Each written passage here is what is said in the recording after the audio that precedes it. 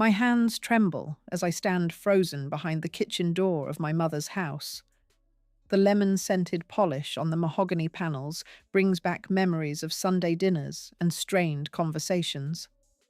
I grip my interior design portfolio tighter against my chest, its pages damp from my nervous fingers. Through the crack between the hinges, I see them, Greg and my mother, Linda, sitting in the sunroom. The afternoon light catches the crystal tumblers in their hands, ice cubes clinking as Mom leans forward.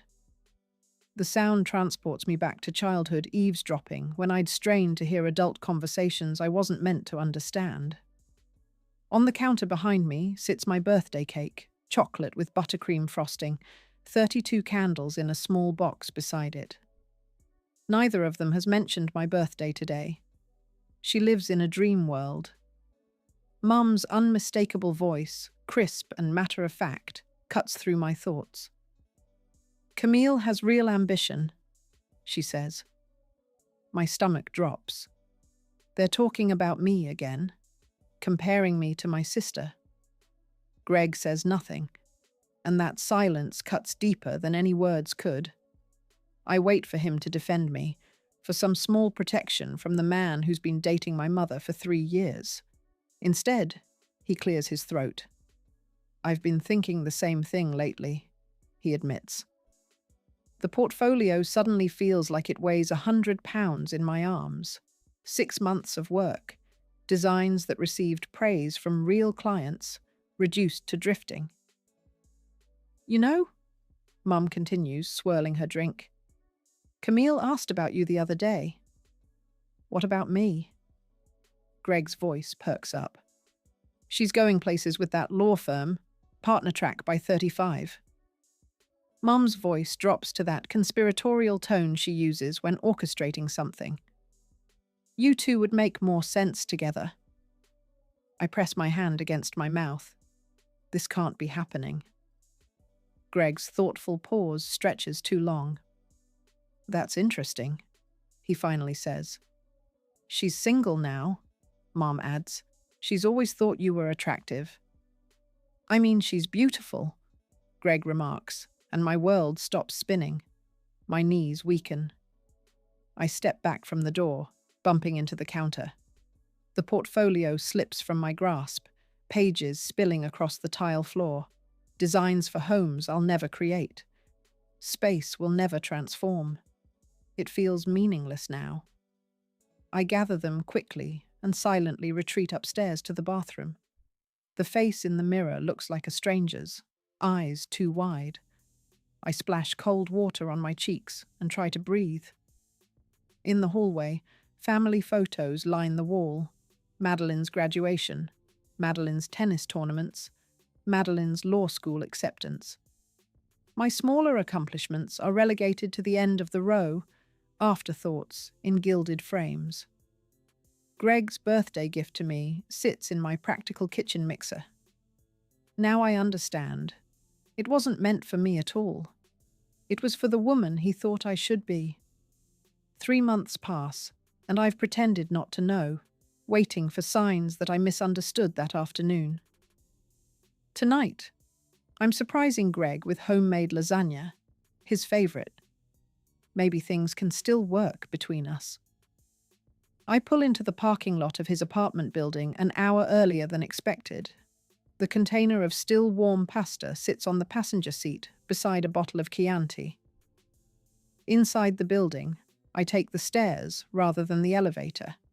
Music floats down the hallway from his door. Frank Sinatra, not Greg's usual taste. Then I hear it. Madelyn's laugh.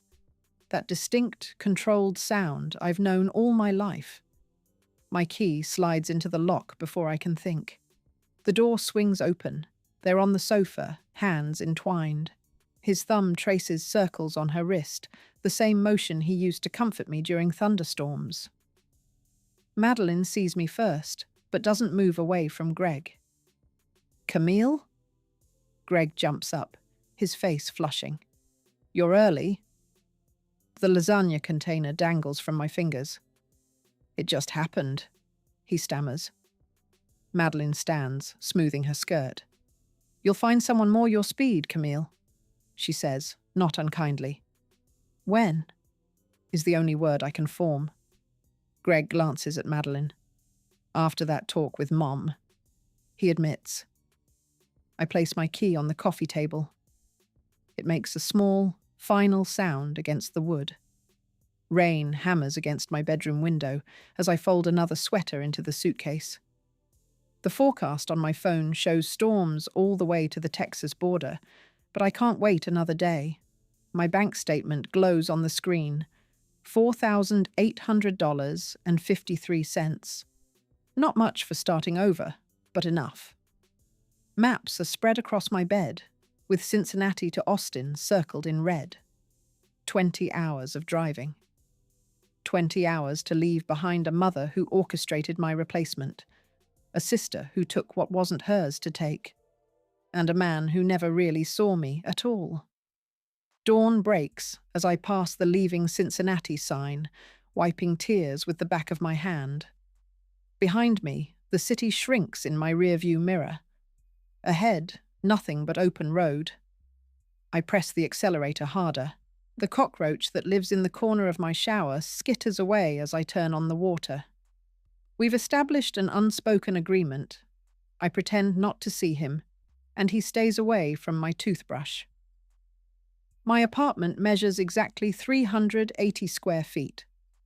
I know because I paced it off the day I signed the lease, trying to convince myself it was cozy rather than claustrophobic. The yellowed wallpaper peels near the ceiling, revealing patches of something green underneath. Previous tenants' ghosts. I sit cross-legged on my mattress directly on the floor until I can afford something better, staring at my laptop. The email from Maxwell Design Associates glows on the screen. My 18th rejection in 5 weeks. "We appreciate your portfolio, but are seeking candidates with more extensive commercial experience. Your designs aren't worth the risk." My bank balance flashes at the bottom of the screen. $3,210.53. The digital numbers shrink every day, like a countdown clock to failure. The single window in my apartment overlooks nothing but a brick wall 6 feet away. Sometimes sunlight bounces between buildings and ricochets inside for 20 minutes around noon. I've started scheduling my lunch break around this brief illumination. My phone buzzes. Saremi, one former colleague, still speaks to me. "Camille, how's Austin treating you?" "It's an adjustment." I pull open my refrigerator, which contains half a yogurt, wilting lettuce, and a bottle of 2-buck chuck, my dinner options. "Listen, I thought you should know," she says, her voice dropping. "Madelyn's been telling everyone you had some kind of breakdown, that you couldn't handle the pressure of real design work." The yogurt container slips from my fingers, splattering on the linoleum. "She said what?" I gasp. "She made it sound like you're unstable." Greg backed her up. I tighten my grip on the phone. "I told them it was garbage, but thanks for telling me." There's more. They're official now. Facebook official, like teenagers. They moved in together last week. I hang up and check my social media accounts. My mother has blocked me on everything, every platform. It's as if I never existed. That night, I call my father, desperate for any connection to my old life. His voice warms when he recognizes mine, but then I hear it. Madelyn's laugh in the background, the clink of silverware. Sunday dinner. My absence already filled. "Dad, Can I call you back tomorrow, sweetheart? We're just in the middle of—" "Don't bother." I end the call. 3 days later, wearing my last clean professional outfit, I sit in the waiting area of Langston Financial Advisors. The executive assistant position I'm interviewing for has nothing to do with design, but my rent is due in 2 weeks. Beggars can't be choosers. The receptionist waves me into an office that looks like a hurricane hit a paper factory. Stacks of folders teeter on every surface, and a whiteboard covered in financial formulas takes up one wall. Behind the disaster of a desk sits a man about 40, tie loosened, sleeves rolled up, with dark hair prematurely greying at the temples. Eric Langston. He stands, clearing files from a chair. Sorry about the chaos. My last assistant quit. Something about impossible working conditions. His smile reveals a crooked front tooth. Camille Parker. I perch on the edge of the chair. I organized a 16-designer show house last year. Your office doesn't scare me. He raises an eyebrow. Designer? Interior design was my previous career, but I'm adaptable. Eric gestures at the mess. Clearly, organization isn't my strength. My brain works differently, he says, picking up my resume. No financial background? No, but I learn quickly. He studies me for a long moment. Show me your portfolio. My what? You said you're a designer. I want to see your work. I pull up my portfolio on my phone, not understanding why he's asking, but too desperate to question it. Eric scrolls through, pausing on my commercial projects. Your sense of space is interesting. Very... He searches for the word. Accessible. Thank you. He hands back my phone. My client presentations are terrible. Numbers arranged like a cat walked across my keyboard. But you understand how to make complex information breathable. The next 60 minutes blur as he explains how financial advising isn't just about numbers, but about presenting information so clients can make decisions. How his brilliance with money is undermined by his inability to communicate visually. He continues, I need someone who can organize this chaos and make my ideas understandable to normal humans. Eric taps his desk. The job is yours if you want it. For the first time in weeks, a genuine smile breaks across my face. Within days, I meet Doris, the office manager, who brings me homemade banana bread and keeps tissue boxes hidden in strategic desk drawers for emotional clients. Miguel, another assistant, starts teaching me financial basics over lunch. Even Vernon, the building janitor, offers rides home on late nights when the buses stop running. I create a color-coded filing system for Eric's client portfolios and design templates for his presentations that translate numbers into visual stories. While he meets with clients, I stay late, absorbing investment concepts through osmosis and Miguel's patient explanations. One night, Eric finds me still at my desk at 9 p.m., restructuring his quarterly report. You've done more in 3 weeks than my last assistant did in 6 months, he says, leaning against my doorframe. I just applied design principles to financial data. I shrug. Visual hierarchy, negative space, intuitive flow. You think differently. That's valuable here. My first bonus check buys a used Honda with questionable brakes but functioning air conditioning. My apartment slowly transforms with salvaged furniture I refinish on weekends and paint samples I sweet talk from hardware stores. At night, I sketch business concepts in a notebook while eating takeout on my new second-hand couch, ideas forming like shadows taking shape. 3 months in, I fall asleep without crying for the first time since leaving Cincinnati. A week later, Eric drops a stack of papers on my desk and perches on the edge, his typical preamble to a complicated request. I'm starting my own firm, he says, smaller, more focused, with clients who align with my investment philosophy. Congratulations, I reply, already calculating how long my emergency fund will last until I find another job. Want to come along? Eric asks, as casually as offering coffee. I look up, searching his face for the punchline. There isn't one. The brass key sticks in the lock. I jiggle it twice before the door to our makeshift office finally swings open. Morning light filters through dusty Venetian blinds, illuminating the rented two-bedroom apartment that has served as Arbor Point Capital's headquarters for the past 4 months. Home, sweet home, I whisper to myself. The dining room table, a mahogany piece I rescued from an estate sale in South Austin, dominates what should be a living room. Coffee rings stain its surface despite the coasters I've strategically placed. 3 mismatched chairs surround it, each with its own story.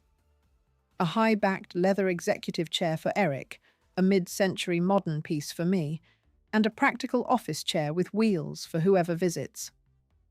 I run my fingers along the table's edge, remembering the Saturday I spent refinishing it, 6 coats of varnish by hand. My back had ached for days. My heels click against the hardwood as I make my way to the kitchen, now converted into our document storage.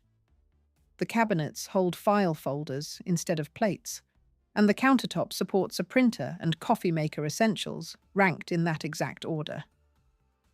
Last night's takeout containers tower precariously in the trash, Chinese food cartons from our midnight strategy session. I make a mental note to empty it before the smell permeates our presentation materials. The door opens again. Eric appears, his tie already loosened, though the day has barely begun. Dark circles shadow his eyes, matching mine. He holds 2 coffee cups, extending one toward me. "You're early," he says, his voice still rough with sleep. Couldn't sleep. Kept thinking about the Dixon meeting. He nods, understanding without words. We've been preparing for weeks. Our first real investor pitch happens in 3 hours. We just need one yes, he reminds me. After yesterday's no, you mean? The rejection still stings. The venture capitalist hadn't even looked at our full presentation before dismissing us. "Too risky," he'd said, glancing at his watch repeatedly. Eric sets his coffee down and loosens his tie further. "Maybe I'm asking too much of you," he says quietly. "This isn't what you signed up for." The words hang between us. I think about the text I received this morning, an invitation to Madelyn's law firm celebration, partner track at 34. My mother must be thrilled. "I signed up for exactly this," I reply, straightening a stack of presentations. "Building something that matters." My phone buzzes again, this time from my father. A photo of Mom and Madelyn at some charity gala. I silence the phone and slip it into my desk drawer. Later that night, after Dixon becomes our second rejection, I sit alone in my apartment. The phone feels heavy in my hand as I scroll to home in my contacts. My thumb hovers over the call button. What would I even say? The digital clock on my nightstand flips to 11:43 p.m. I set the phone down without calling. This isn't working. 3 months in, I fall asleep without crying for the first time since leaving Cincinnati. A week later, Eric drops a stack of papers on my desk and perches on the edge, his typical preamble to a complicated request. "I'm starting my own firm," he says. "Smaller, more focused, with clients who align with my investment philosophy." "Congratulations," I reply, already calculating how long my emergency fund will last until I find another job. "Want to come along?" Eric asks, as casually as offering coffee. I look up, searching his face for the punchline. There isn't one. The brass key sticks in the lock. I jiggle it twice before the door to our makeshift office finally swings open. Morning light filters through dusty Venetian blinds, illuminating the rented 2-bedroom apartment that has served as Arbor Point Capital's headquarters for the past 4 months. Home, sweet home, I whisper to myself. The dining room table, a mahogany piece I rescued from an estate sale in South Austin, dominates what should be a living room. Coffee rings stain its surface despite the coasters I've strategically placed. 3 mismatched chairs surround it, each with its own story. A high-backed leather executive chair for Eric, a mid-century modern piece for me, and a practical office chair with wheels for whoever visits. I run my fingers along the table's edge, remembering the Saturday I spent refinishing it. 6 coats of varnish by hand. My back had ached for days. My heels click against the hardwood as I make my way to the kitchen, now converted into our document storage. The cabinets hold file folders instead of plates, and the countertop supports a printer and coffee maker essentials ranked in that exact order. Last night's takeout containers tower precariously in the trash, Chinese food cartons from our midnight strategy session. I make a mental note to empty it before the smell permeates our presentation materials. The door opens again. Eric appears, his tie already loosened, though the day has barely begun. Dark circles shadow his eyes, matching mine. He holds 2 coffee cups, extending one toward me. "You're early," he says, his voice still rough with sleep. Couldn't sleep. Kept thinking about the Dixon meeting. He nods, understanding without words. We've been preparing for weeks. Our first real investor pitch happens in 3 hours. We just need one yes, he reminds me. After yesterday's no, you mean? The rejection still stings. The venture capitalist hadn't even looked at our full presentation before dismissing us. "Too risky," he'd said, glancing at his watch repeatedly. Eric sets his coffee down and loosens his tie further. "Maybe I'm asking too much of you," he says quietly. "This isn't what you signed up for." The words hang between us. I think about the text I received this morning, an invitation to Madelyn's law firm celebration. Partner track at 34. My mother must be thrilled. "I signed up for exactly this," I reply, straightening a stack of presentations. "Building something that matters." My phone buzzes again, this time from my father. A photo of Mom and Madelyn at some charity gala. I silence the phone and slip it into my desk drawer. Later that night, after Dixon becomes our second rejection, I sit alone in my apartment. The phone feels heavy in my hand as I scroll to home in my contacts. My thumb hovers over the call button. What would I even say? The digital clock on my nightstand flips to 11:43 p.m. I set the phone down without calling. This isn't working. I push away from the dining room table at 3 a.m., a week after our second rejection. Eric looks up from his laptop, eyes red-rimmed from staring at spreadsheets. "The pitch," he says. "It's all numbers and projections. It's soulless." He runs a hand through his hair. Investors want numbers. They want stories backed by numbers. I pull my chair around next to his. "Look at our prospects. They all have one thing in common." Eric glances at the list. "They're all commercial real estate." "Exactly. What if we specialize? Focus on green businesses, minority entrepreneurs, people who struggle to get traditional funding?" His expression shifts from exhaustion to interest. "That's more work, not less." "But it gives us purpose, a story. It's why we do this, isn't it? Not just to make money, but to make a difference." By sunrise, we've rebuilt the entire presentation. 3 days later, Sapphire Solar becomes our first client, a small renewable energy startup led by a former engineer with vision but no connections. "You see what others miss," Eric tells me as we watch Sapphire's CEO leave our office. "That's invaluable." Summer fades to fall. The takeout containers multiply as our client list grows. Late nights blur together, with Eric and me hunched over strategy documents, his sleeves rolled up, my hair twisted into a messy bun secured with a pencil. "My father didn't speak to me for 2 years after I left his firm," Eric says one night. It's the first personal information he's volunteered beyond professional necessity. Why did you leave? I ask, setting down the report I've been reviewing. He wanted me to be someone I'm not. Eric's voice softens. Acceptable. I recognize the weight of that word. Acceptable. Not exceptional or beloved. My mother once told me that dreams don't pay mortgages. I offer in return. He smiles, a rare smile that transforms his serious face. Mothers can be wrong. The weeks pass, and small victories accumulate. Sapphire Solar brings us a medical tech company. The medical tech company introduces us to a sustainable packaging firm. Our network expands through trust, not cold calls.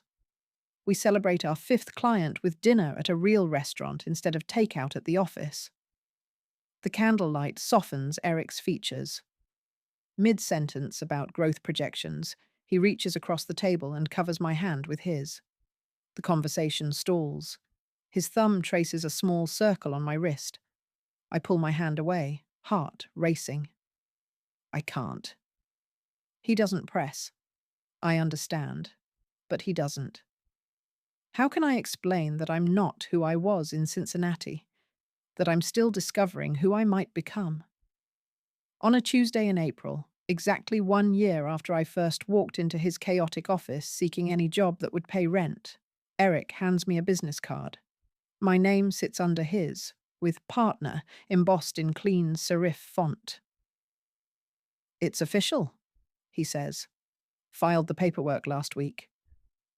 Our apartment office now houses 5 employees. We've taken over the unit next door and knocked out a wall. The dining room table remains our conference table, though now it's surrounded by proper chairs and accompanied by a whiteboard and projector. I don't know what to say, I manage. Say you'll stop working until midnight every night. We can afford help now. I laugh. Says the man who emailed me at 2 a.m. with budget revisions. His smile fades into something more serious. We built this, Camille, not just a company. Something that matters. 3 weeks later, he kisses me for the first time. Not in the office, but on a rare day off. We're at Zilker Park, the office phones forwarded to our new administrative assistant. When his lips meet mine, I don't pull away. I'm not who I was when I came to Austin. I whisper against his mouth.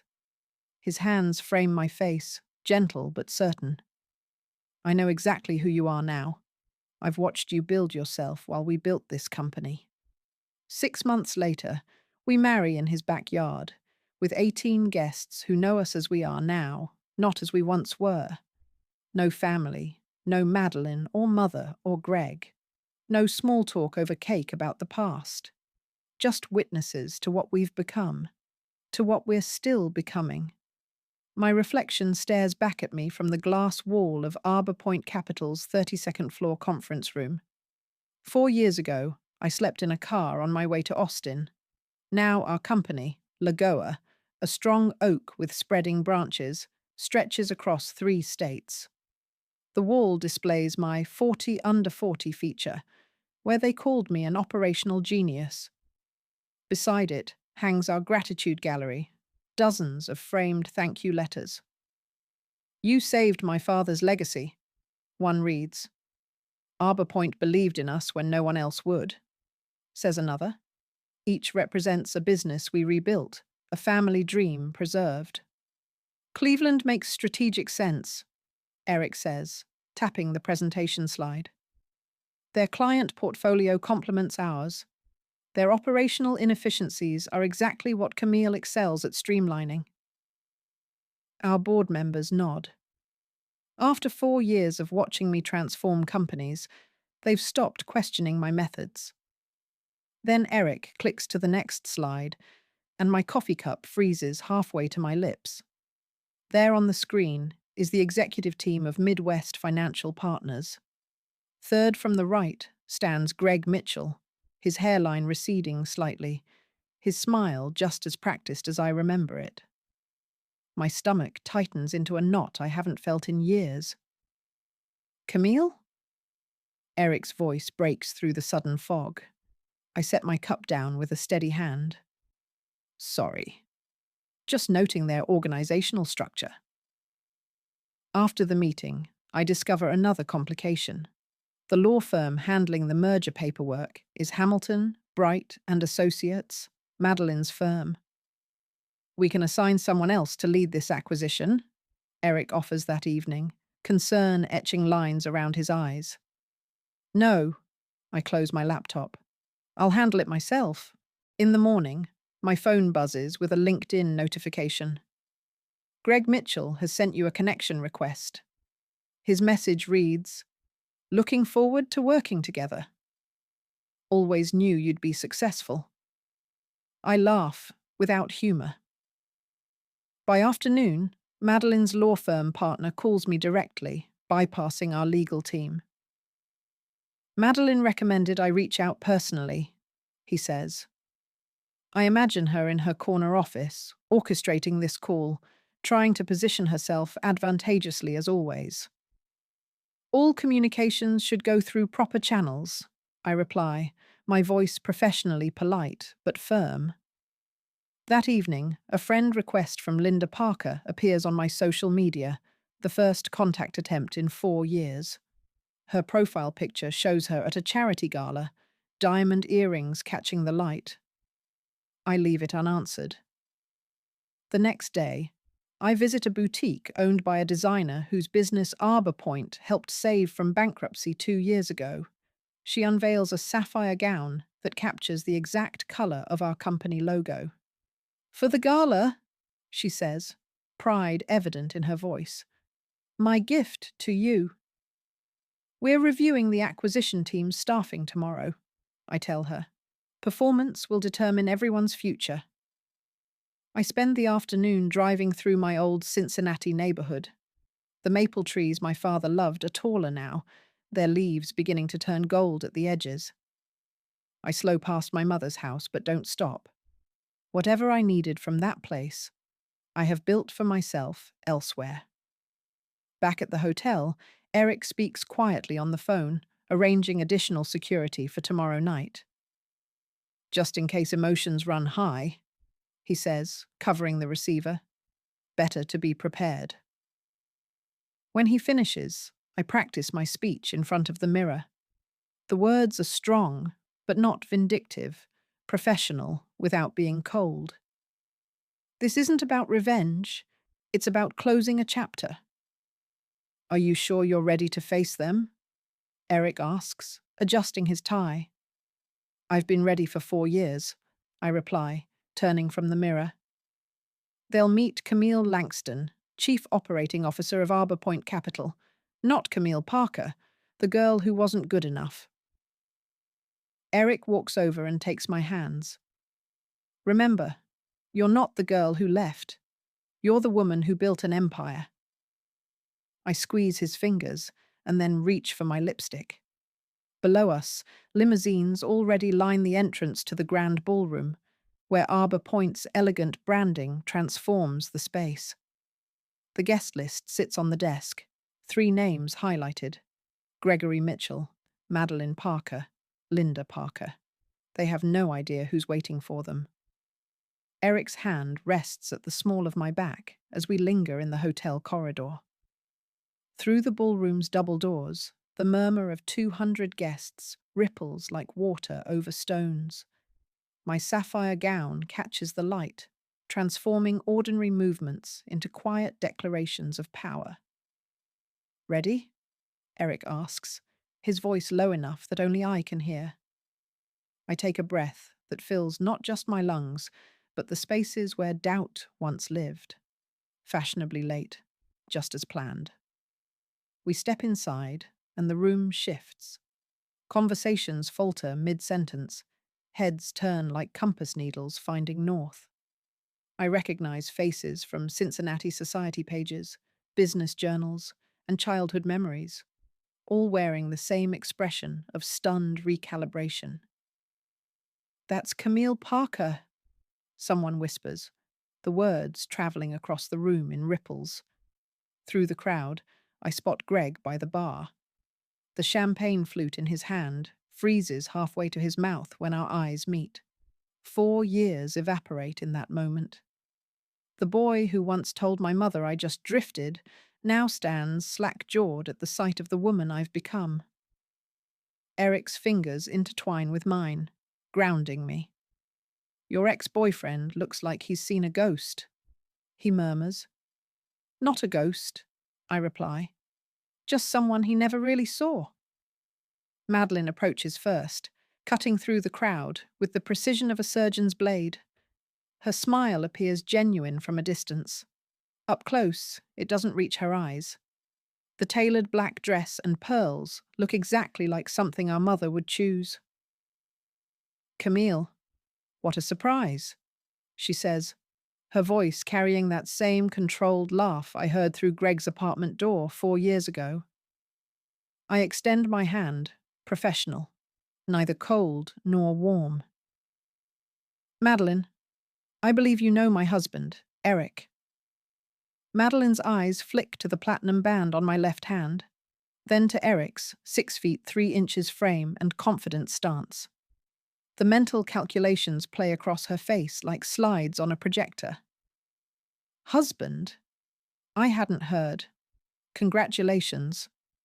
Behind her, Greg hovers at an awkward distance, too cowardly to approach, too curious to retreat. Through my peripheral vision, I spot Mom, Linda, making her way toward us with the determined stride of a woman with a plan.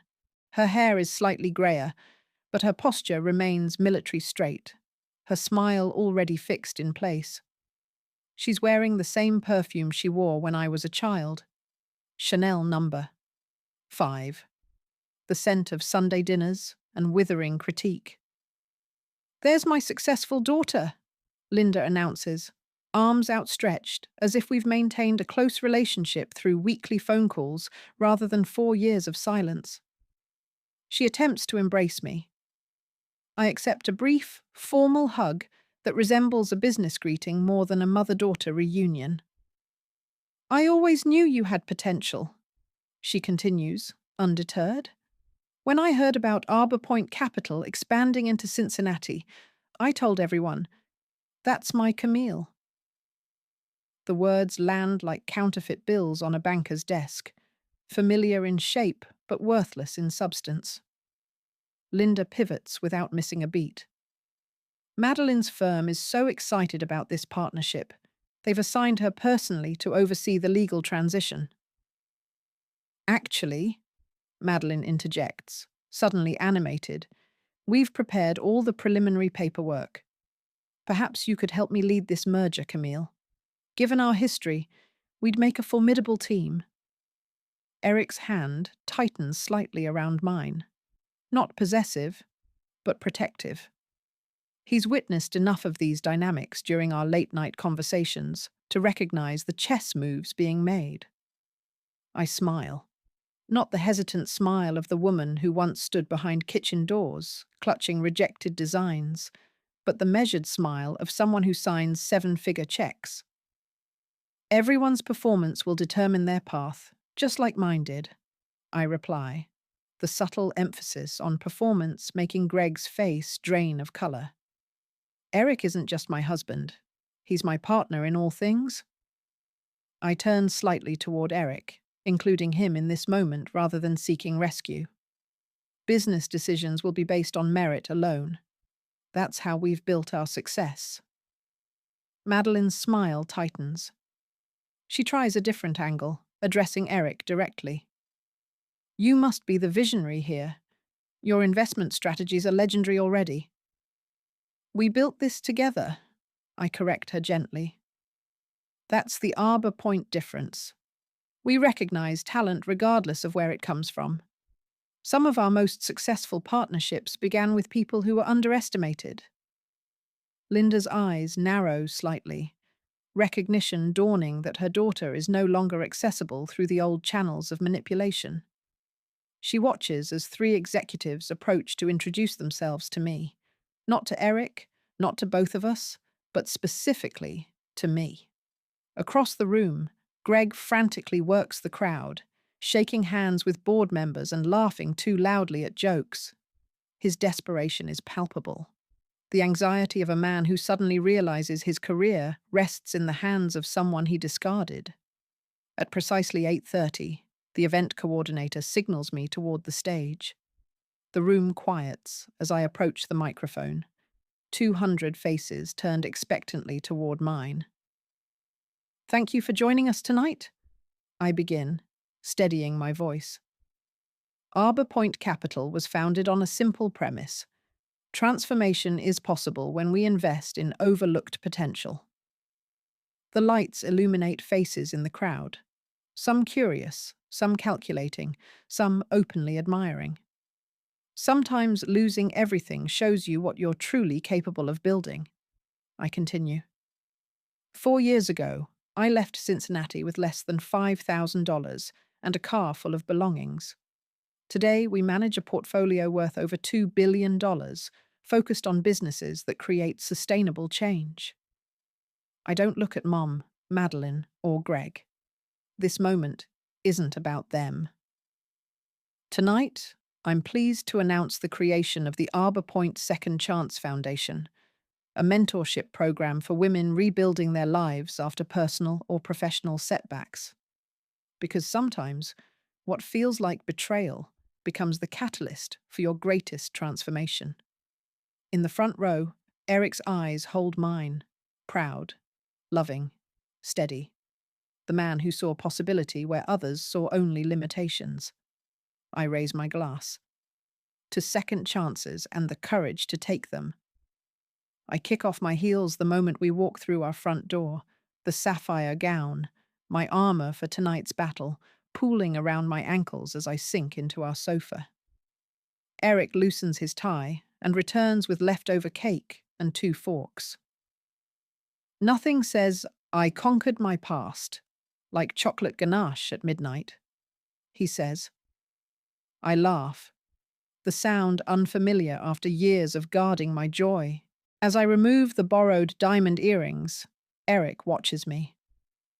"Was it what you expected to feel?" he asks. The question hangs between us. Standing face to face with Linda, Madelyn, and Greg felt nothing like I imagined. I thought I'd feel triumphant, I admit, like I'd won something they couldn't take away. But I just feel free. Eric nods, understanding without words. Their betrayal forced me to become someone I never knew existed. I continue. That tiny apartment with the brick wall view? I hated it. But without it, there would be no Arbor Point, no foundation, no us. Their cruelty didn't destroy you. It freed you, Eric says, taking my hand. Though watching your mother position herself as your biggest supporter was quite the performance. We laugh as I mimic Linda's voice. I always told Camille she was destined for greatness. Did you see Greg's face when you announced the performance reviews? Eric asks.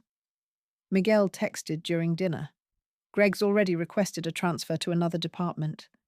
And Madelyn's firm? Doris called the general counsel. We're using Mason & Blake's for the remaining acquisitions. I feel no pleasure in this. Just a clean satisfaction of decisions made on merit rather than emotion. My phone buzzes for the 5th time tonight. Linda's messages progress from congratulatory to desperate. We should catch up, just us girls too. Your father misses you terribly. And finally, I always believed in you when no one else did. Will you answer her? Eric asks. Eventually, with professional courtesy and firm boundaries. The words come easily now, though they took years of therapy to form. I notice an envelope with unfamiliar handwriting among the morning mail. It's from a young woman who read my 40 under 40 profile. She left everything after her best friend betrayed her. I tell Eric, my voice catching. Reading her words, I see myself 4 years ago. The same raw pain, the same determination beneath fear. Her handwriting even slants right, like mine used to.